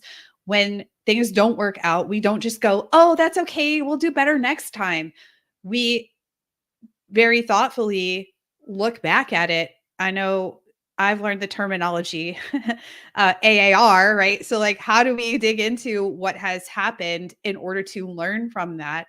We're going to dig into how and why it didn't work and what we can glean from that so we can do better next time in a way that's very compassionate and not shaming, blaming the individual, because that doesn't work. And so I think that the coaching industry still has a long way to go. And I think that, like I said, that's why people don't hire coaches, is because they're afraid they're going to get screamed at and yelled at when they're not perfect. But the job of the coach is to not just gloss over and be that sort of toxic positivity cheerleader who's like, yay, we're going to get through this and it's okay. Just say, hey, actually, let's kind of take a step back and see, why didn't that work? And how are we going to do it differently? Anticipating stumbling blocks, anticipating when things may not work, and how are we going to get around that? That is really our job. And if we're not doing that and we're just showing up to pontificate and be on the soapbox and say, you need to do it this way and do it my way, then we're not getting buy-in from the client. We're not getting buy-in from the person that we're trying to serve, because they are the expert in their own lives. We might have subject matter expertise, but they're the expert in their own lives. And we have to be somewhere in the middle for it to work out. I love that. I love that a lot. Julie, thoughts on this? I like what Steph was saying, that there does have to be some compassion involved with it. So everyone makes mistakes. I've made tons of mistakes as an athlete, mistakes as a coach. So you've got to, show the individual that, yeah, mistakes happen. You've made mistakes, perhaps give examples of the mistakes that you've made and some of the changes you've made to try to combat them so you don't do them again, or maybe you do them again as well, but some of the steps that you've taken and lessons that you've learned. But you've got to show that you do have some compassion, not judge the individual, and try to, again, they have to take ownership for their mistakes, but why did it happen and what can you do to mitigate that from happening in the future? It may happen again in the future, but then again, if it does, what can you do to change that, or just keep somewhat of a, you've got to keep them accountable, but it also has to be a safe space to talk about mistakes and not judge the individual so they can come to you with questions or not feel isolated or they want to stop whatever it is that they did because they made a mistake. So there's that balance between accountability and showing some compassion of whatever it is that occurred. Yeah, absolutely. Sean, thoughts? I think the trick is, as a coach or as a mentor or as a fire team partner, whatever the case is in the military, the trick is to have the other individual believe that it's their own doing, that the decisions that they're making are their own decisions, that the path that they're on is their own path that they chose and no one else chose for them. But that's not the case. It's all cooperative. The whole freaking grand scheme that we're in called life is a very cooperative life, unless you're a hermit in a cave. The moment that you interact with someone, now it's cooperation. And whether you believe it or not, the moment that you're standing in front of someone or you're communicating with someone, you're being influenced. And even if it's only 1% influence, you're being influenced. And that influence can be positive or negative. And it can be something to do with the other person where they're being negative, or it can be something to do with you where you're being negative, or you're being positive and they're being positive, or you're being positive and they're being negative, etc. So interacting with people as a coach, you're trying to help them make the decisions and let them feel that they made the decision. And so that's why, and Julie, I think, would agree that the moment that a 24-hour solo mountain bike race was completed, within a 24-hour period, I'd be sitting down, we'd be at dinner, chowing back Mexican, or we'd be having a beer after a race with all of the athletes that were there at the event. And the question would be, all right, so what's next? And it wouldn't be a case of, listen up, here's what's next. It's a leading question, as all coaching is. You lead with a question, have them solve the problem, have them take ownership of their own trajectory. As a coach, if you can disappear and guide from a distance, from an overwatch, imperceptibly by the athlete, where they feel that 100% all decisions are theirs, 100% all actions are theirs, 100% they own the entire result. That's the best outcome in my mind, where no one looks at the coach and thinks, well, the coach created this. I don't ever want an athlete to think that. I want them to think that they created this. It's my job to disappear in the process while shaping the process. So I guess my point is this, that as a coach or as a mentor or as a fire team partner, as a team lead, whatever the case is, it's your job to help shape, but not shape so much that you're the shaper. Mm. I like it. Reminds me of a I don't know if you guys ever watched Futurama or not, but there's a line in that, and it was two characters are talking to each other about being a god, and it was in order to be that, you need to basically make people wonder whether or not you're doing anything to begin with. And so I was thinking very similar to what you're saying, Sean, is that as a coach, it should almost be at the extent of it. People should be questioning whether or not you're actually doing anything at all, because they should be doing all of it. And I think that's a great point. The question then I have on top of that is, how do we apply that to ourselves? How do we apply that same concept of coaching others, of getting somebody else to come up with their own program and develop their own lives? how do we apply that back to our own selves, to our own betterment, to our own skill sets? What do you guys think? I'm going to start with Julie. What do you think? Yeah, that's a good question. Hmm. Yeah, I'm not sure. Oh, feel a bit stumped. Okay, we'll come back to you. Steph, what do you think? In terms of coaching or sort of, being able to, I kind of see this as not getting in your own, not getting in your own way. And I just think for me, it comes back to the idea of knowing where I don't have expertise and where me learning the expertise or learning to be an expert in this certain thing is probably not my best use of time, resources, energy, and knowing when to ask for help. And that kind of, I think, goes back to what Sean was saying about cooperation. I think some of us have learned or grown up with the idea of being independent to a fault or as independent as possible. And certainly that's important in certain contexts. But for me, if I want to try to do everything by myself, especially if it's to prove a point, whether it's to me or other people, I'm potentially missing out on others' expertise and or the guidance that other people can give me. So there are aspects of my life where I think I'm not the best person to coach myself through this. And I think some of that comes through experience and knowing where my own, I don't know if we want to call them weaknesses are. I'm okay with calling it that. And where are my own weaknesses or where are the things that I'm not as strong in?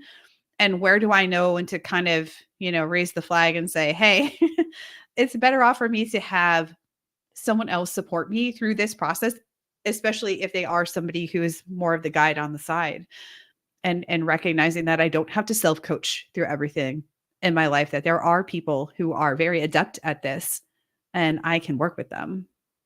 I really like that. Tim, thoughts on this? Yeah, it's a difficult one for sure. So if you have a goal or whatnot, like I'm looking to get healthier, both physically and mentally, and appearance wise, because I'm going to be on a film with the Flying Hawaiian Nick, who's always on your show. So I have people looking at me, and I'm like, oh man, so I got to take care of myself. So I'm a big believer in blueprinting everything. I do pen to paper, whiteboard, map everything out, have a plan, have the trajectory, and know that the trajectory is going to shift. Things are going to change and happen.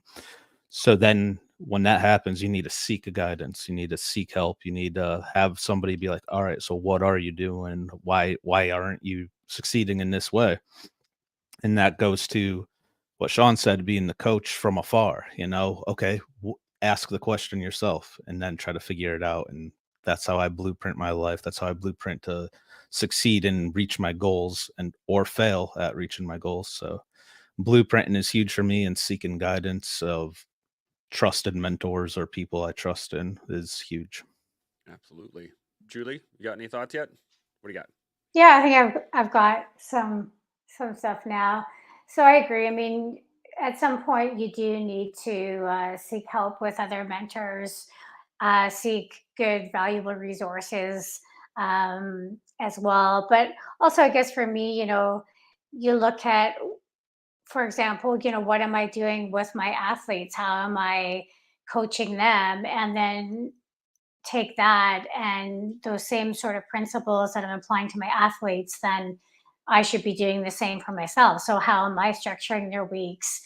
What am I asking them to do and deliver? So often I'll look at, athletes' file and say, oh man, like they're really getting after it. Then you look at yourself and say, well, man, like I should be getting it after it today too. So, just treating myself and coaching myself as I do for my athletes, I think is one piece that I would say would help to coach yourself.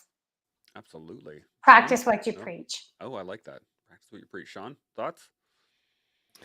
Yeah, fact to non-verba, deeds not words. Practice what you preach. Get out there and hammer so that you know how to hammer to help others hammer. That's the way I've lived my life for sure. To Julie's point, as a coach, when I was coaching high performance athletes, I learned this a long time ago. I learned this as a young soldier in the Canadian Army. And it was an individual. He was my boss at the time, and I pretty quickly formed a pattern on him that, and he never said it. No one ever talked about it. I formed it up in my mind before I said it out loud, and I remember saying it to another dude standing next to me, and him nodding his head and saying to me, "Yeah, you're right." And it was this: that guy will never ask me to do something that he can't do himself. And that gained my instant respect.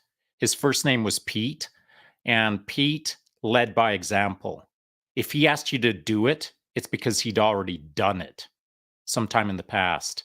And that gave me a lot of faith in who he was as a person, that he would never ask me to do something that he couldn't do himself. It helped me understand that it was possible, of course, but it also helped me understand that he survived it. And so he was setting an example through action. And like I said, I learned that very early into my military career, and that continued on throughout my entire career. I want to say that it's something that I was known for sure. If I asked you to do it, it meant that it had already been done by me. And so, same with my athletes. And I think Julie could probably agree with this, that when I started racing a lot of 24s as a coach, I would go into a 24 and race it in a way that it shouldn't be raced. Like, that was a dumb strategy. Why did you try to race like that? Why did you set such a heinous pace for the first 12 hours? Well, my job at a certain point as a coach was to figure out what's possible as a human being for my athletes, which means that I had to hold myself to a higher standard, which meant that I had to push the pace harder than my athletes. And so I know that there's a lot of stories out there about, I forget the dude's name, Coach Bellick or whatever his name is. You know, he never threw a football in his life, but he was the best football coach in the entire intergalactic sphere. There's all kinds of outliers out there where he or she is the best thing since sliced bread, and they've never sliced bread, but they can tell you how to slice bread, and they've got a whole team full of bread slicers. There's loads of outlier stories out there like that, but they're outlier stories. The meat and potatoes of the truth of the matter is this: in order to know how to do something, you've got to have done it yourself. And you've got to have done it a lot. And you've got to have learned a lot of mistakes, and you've got to learn a lot of ways to do it right in order to help someone else do it properly. And so, as a coach or as a human or as a team leader or as a inspirer or mentor or guider, whatever title you want to choose, if you're responsible to someone, you shouldn't be guessing at the answers. You should be smashing on those problems to figure out the answers so that you can pass them along to others, and not just as advice. Because for me, I feel that the best example doesn't require advice. It doesn't require words. It's observed action, observed outcomes. That speaks volumes. A picture is worth 1,000 words, as the old saying goes. So for Julie, I'm sure she's already doing it. She's pushing herself in ways that are new to her so that she feels she is leading at the bleeding edge by example. Mm.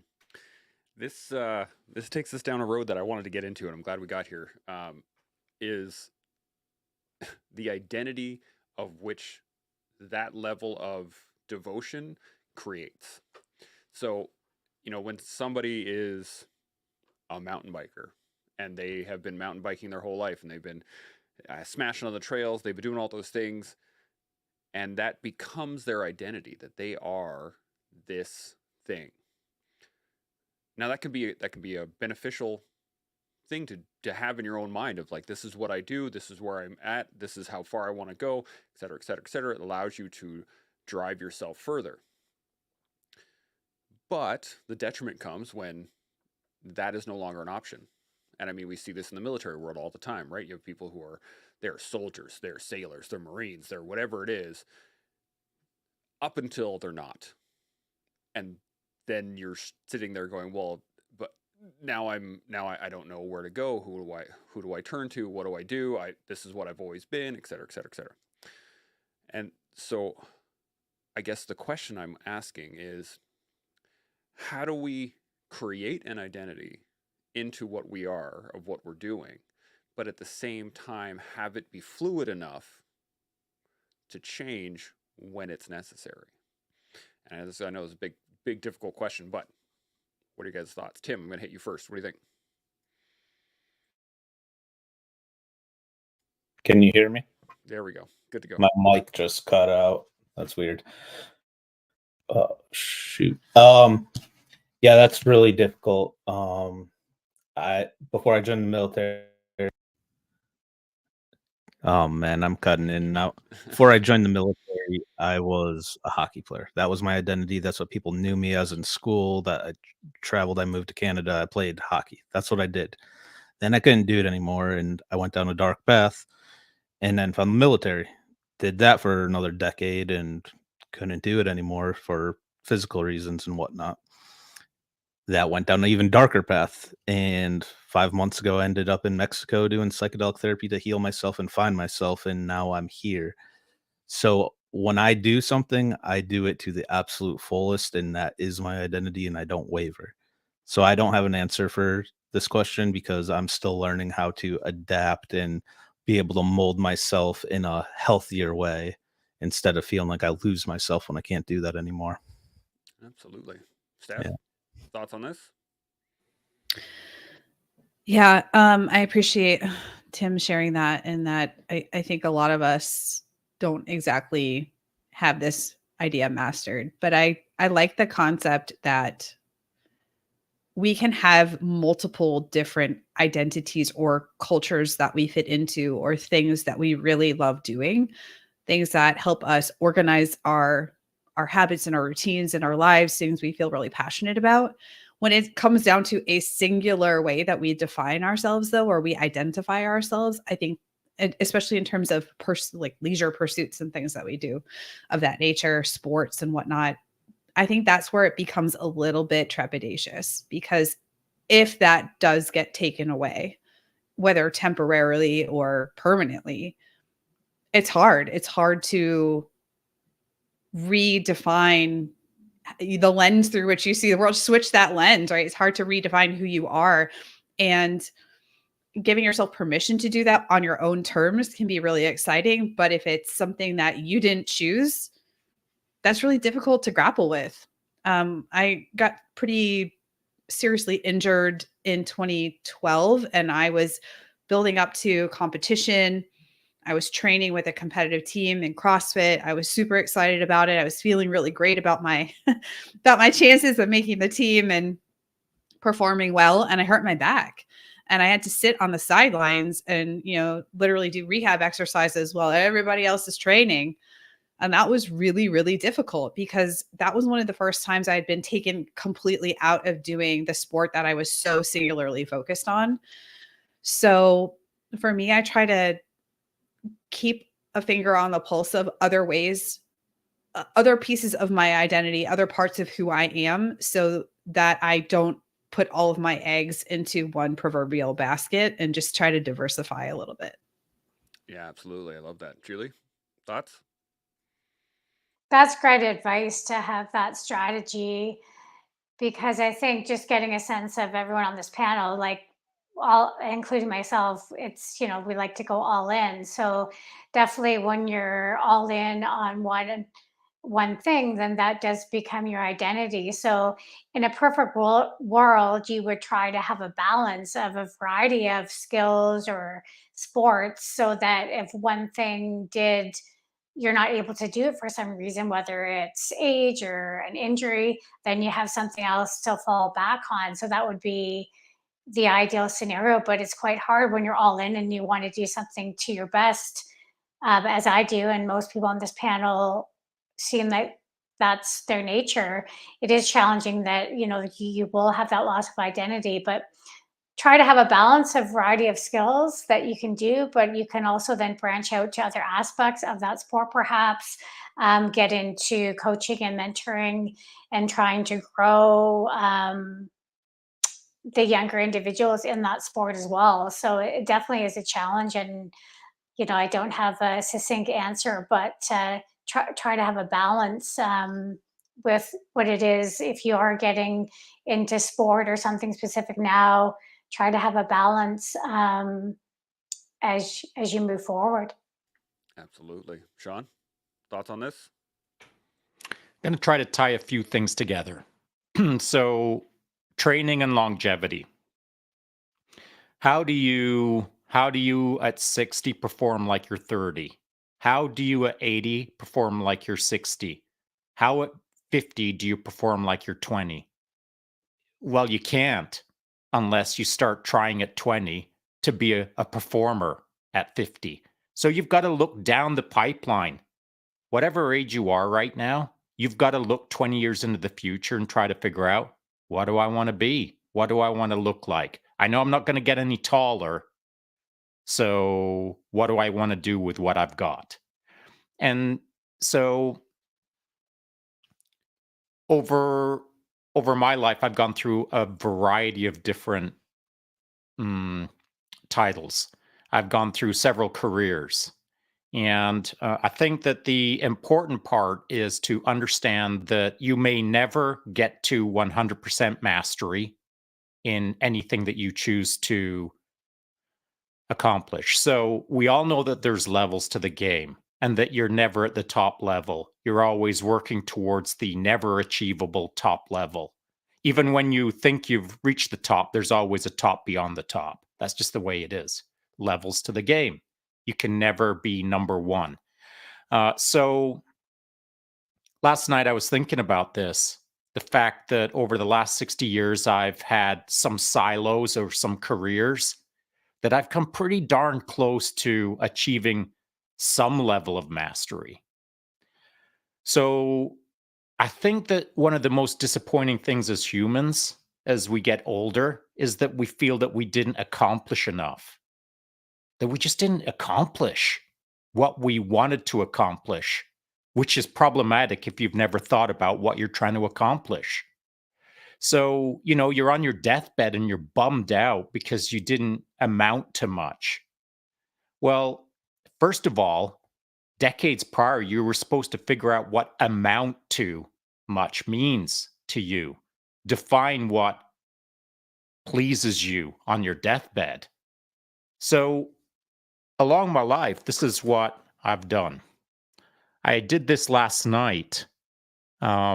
As I was listening to some Rush at about 11 o'clock last night. And this is an achievable form of mastery. You can see 4 silos there. I just chose to put 4 on. There could have been 10 silos in there. I just ran out of page. And so each silo has a different percentage. And we can call one of those silos mountain biking. We can call one of those silos coffee. We can call one of those silos whatever. Think about the silos in your life that you're engaged in. And if you've got a lot of silos, even better. And here's why. Because in biking, I feel that in the terms of mastery, I might be in the high 80% of achieving mastery in mountain biking. And that 80% is a big body of work. It's more hours of racing than most people have ridden a bike. I'm talking about just riding, not racing. And so I've lost count of how many races I've done. I know easily I'm 1,000+ hours of racing on a saddle. And so that should make me some sort of master in all of that. But I know I'm not, in context of people who are frickin' several levels above me. So I'm just going to assign myself as 84% mastery in mountain biking. Now I take all of the other silos that I've got and I add up those percentages. And I now feel that at 60, I've accomplished a level of mastery in my life that isn't 100% in anything, but in enough things added up, I feel like I've accomplished something, man. And it wasn't until last night that I did the math and thought about it in the sense of what is an achievable form of mastery? It's almost impossible to achieve mastery in one thing. Tim, I don't think you'll ever be the master of skateboard graphics. You might get 92% there, but you'll never feel like you were a master in it. And so if you can create another silo called, movies or documentaries or whatever the case is, grab 12% there, bam. So this is my point.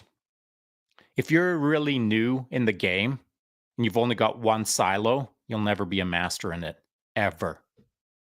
So go find something else. Go find another silo and start engaging in it. And along the way, grab yourself several silos, 5, 10, 12. Each one do your best in. Scrabble down that hole. Create some mastery in each thing. And then add it all together. That's the culmination of your life. And I know for me, on my deathbed, I'll be unhappy if I can't consider myself as a master in my life. Just food for thought. Mm-hmm. Absolutely. This is it actually, while you're talking, it reminded me, we have Master Silvio Bering coming up for the symposium in the next couple of weeks for jiu-jitsu. He's an 8th degree coral belt. Like, this guy's been doing jiu-jitsu for 50 plus years. He describes himself as a perpetual student, not as Master Bering, not as anything like that. He uses the title, but he doesn't consider himself a master of jiu-jitsu. He just considers himself a perpetual student. I think that's a really great point to wrap things up on. So, any final thoughts on anything we've gone over today? Because we've covered quite a bit, and we've talked about training and betterment and coaching and all kinds of things. But is there anything still either burning in the back of your brains, or anything that you have left to state on anything we've gone over so far? Julie, I'm going to start with you. What do you think? I like what Sean was saying there, and that was sort of my point earlier, that if you're young and just getting kind of into the game, try to broaden your scope and get involved with a number of different things so that you can be more of a rounded individual. So I think that's a key point. I like that. Love that. Tim, final thoughts? Yeah, this was a good call. I'm always learn something when I'm with you guys, and I'm super thankful. That whole being a master at one thing, there's always new levels to get to, like you said, and you have to have other things in the chute. So that is something I'm still learning, still working on, and wish I knew younger. But no, I learned more on this call than I do on most podcasts. So this is great. Awesome. Love it. Steph, final thoughts? Yeah, you're never too old and it's never too late. Just start. Don't fall victim to the idea that it's like, oh, it's too late. Because I guarantee there's somebody out there who's 90 who's doing the thing that you think you can't start and you're 40. Like, no, it's not too old. You're not, or you're not too old. It's not too late. Just got to begin. Love it. Sean, final thoughts? Yeah, I'll use myself as an example. People will see me shredding around on my big bike nowadays. I've got a 140 millimeter suspension up front, and et cetera, et cetera. I got a big ass bike right now that's shredding. But I came from a bike that was more like a rapier sword rather than a broadsword. The broadsword that I'm riding right now, I've only been on a couple of years, and I'm learning to ride it as a white belt again.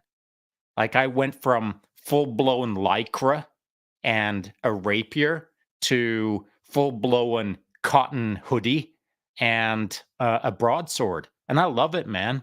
I'm relearning to ride again in a completely different way that relies on all of my skill sets, relies on all of my experience, but in a way that challenges me as a white belt rider after near 30 years of riding.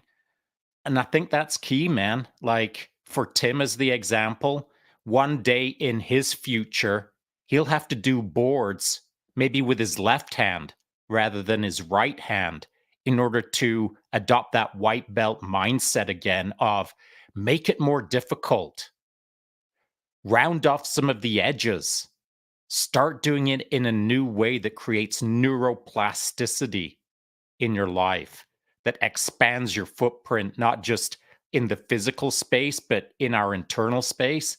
It's for us to drive the challenge, pressure test ourselves. Never rely on anyone else to tell you, hey, you're really good with your right hand, try your left. That's for you to do. I mean, if you're not doing that, start doing it. But also grab a coach who will challenge you to do it as well. Yeah, I really like that. We got one last comment here. John Minari jumps in here. He said, I need more silos. Thank you, Warrant Officer. Great show. Thanks to the guests as well. Absolutely. And you guys are hitting every question I throw out there. So I really love that. And the only thing I have to kind of round this off is the fact that I think the key point that I've taken from this whole conversation is that in order to train while you age, you have to continue to train while you age. I think that is the key of it all, is that you just have to keep training. And if you keep the mindset going, that means that you can, every day learn, you can every day continue to build, and then every day you'll continue to grow. So thanks, everybody. We'll see you all next week. Chimo. Chimo.